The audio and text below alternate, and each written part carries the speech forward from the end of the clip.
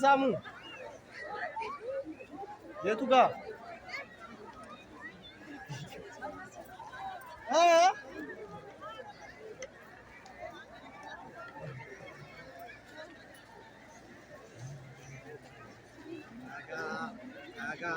አጋ ያንሄዳለን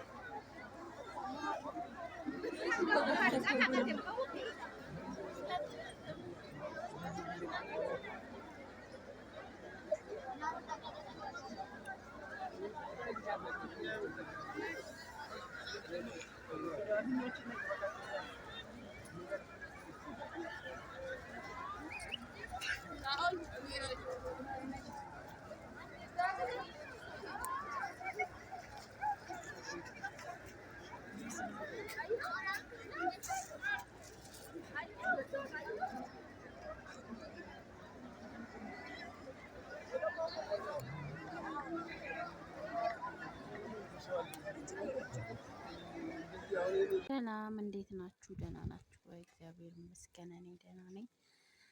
የዩቲዩብ ቤተሰቦች ማለት ነው። ገና ዛሬ ያው ቪዲዮ እየቀረጽኩ ነው። ይሄ ግቢ ነው። ግቢያችን ይሄን ይመስላል እና ዛሬ ጥምቀት ነው። እንኳን አደረሳችሁ ለብርሃነ ጥምቀቱ። ማለት የኔ ቤት አይታይም፣ በር ላይ ነኝ። ምን እየሰራው እንደሆነ ላሳያችሁ። እንግዲህ ዛሬ ጥምቀት ስለሆነ ወጥ ለሰራ የማሰልኩት ነው። አልቋል። በርበሬ አልገባም ገና። በርበሬ ሲገባ ደግሞ ያበደ ወጥ ይሆናል ማለት ነው። ያው ጥምቀት ቅዳሴ ሄጄ ነው የመጣሁት።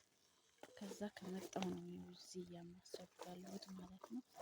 እንግዲህ ጥምቀትን በሀገሬ 2 ዓመቴ ማለት ነው ዘንድሮ ከልጄ ጋር። አምና ብቻዬን ቀሽን እያልኩ ነበረ። የምን ትዳር የምን ምን የለም ነበር። ዘንድሮ ደግሞ 3 ሆነን አልኳችሁ በደስታ ሄደን እና አሁን በርበሬ ልጨምር ነው። እንግዲህ ባልየው ደግሞ ተመልሶ ንግስ ሄዷል ማለት ነው። እኔ ደግሞ እዚህ ጋር ወጥ እየሰራሁ ነው። ሽንኩርቱ እንግዲህ በክቶ ዘይት ጨምሬ ነው። ዘይት ተወዷል። ዘይቱ ታልመታየው እንዳትሉ እና ይታያል። ቆይ በኋላ ወጡ ዘይቱ ላይ ነው የሚታየው ማለት ነው። ስጋ ነው ደግሞ ስጋውም አይታይም እንዴ እንዳትሉ። ከስጋው ጋር በደንብ አይታይም። ሽንኩርት ርካሽ ስለሆነ አሁን ሽንኩርቱ በዛ ብሎ ነው ማለት ነው።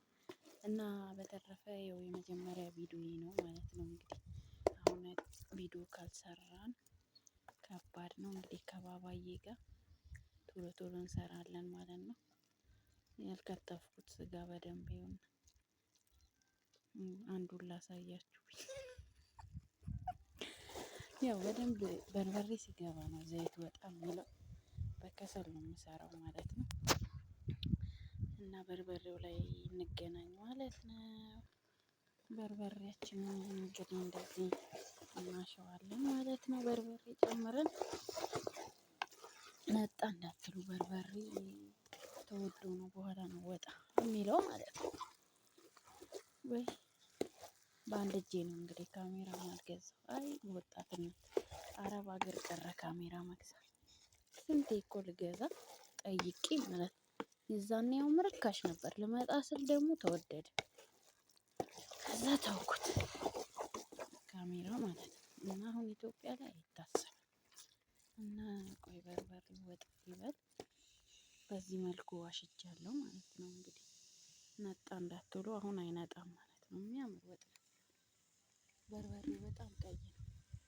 በርበሬ ሲበዛ ደግሞ ምግቡም አይበላም፣ ወጡም አይበላም። በዛ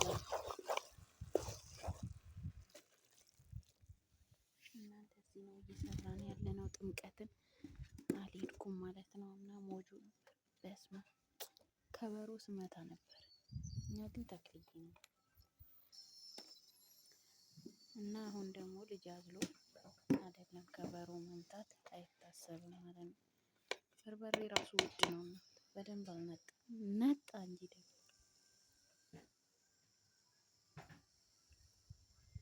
እና በዚህ መልኩ እየሰራን እንግዲህ ጸበል ቅመሷል ዳቦ ምናምን ስንቆርስ እናሳያችኋለን። ደስ ይላል እኮ ሀገራችን ግን አረብ ሀገር ሆኜ ራሱ ሁሉም አይቀርም ወጥ እሰራለሁ እንጀራ አስመጣለሁ ከከተማ ገጠር አካባቢ ስለነበርኩኝ እና እንገናኝ እስቲ ወጡ ሲበስል እንገናኛለን።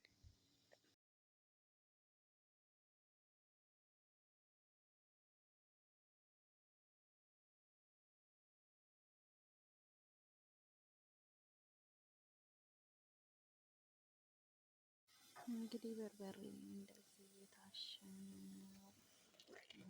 ከለስበት ነው ማለት ነው። እና ከለስ ትንሽ ነው የቀረው። ካሜራው ነው ፍዝዝ ያደረገው እንግዲህ ምንም ማድረግ አይቻልም።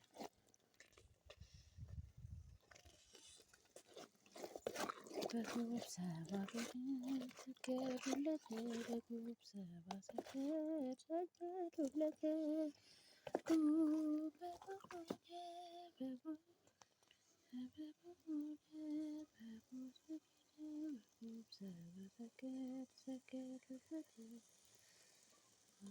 ወጣችን እንግዲህ በዚህ መልኩ በስሏል። አሁን ቡና እናቀራርብና ዳቦ እንቆርሳለን ማለት ነው። ሰውያችን ሲመጣ እንበል ባለቤታችን ሲመጣ እንደዛ አይባልም። ባለቤቴ ሲመጣ ማምጫው ነው እንግዲህ ታቦት እየገባ ነው እየተመለሰ ነው የሚመለሰው እላችኋለሁ። ሚካኤል ደግሞ ነገ ነው የሚገባው እና ይህን የመሰለ ወጥ ሰርተናል። አሁን ከዚህ በኋላ እንግዲህ ባለቤቴ ሲመጣ ቡና እናፈላለን ማለት ነው። ልጄ እንዳይነሳ ነው ቀስ ብዬ የማወራው እንግዲህ እሳቱ ቀንስ ሲደረግና ከሰሉ ትክክል ማለት ነው።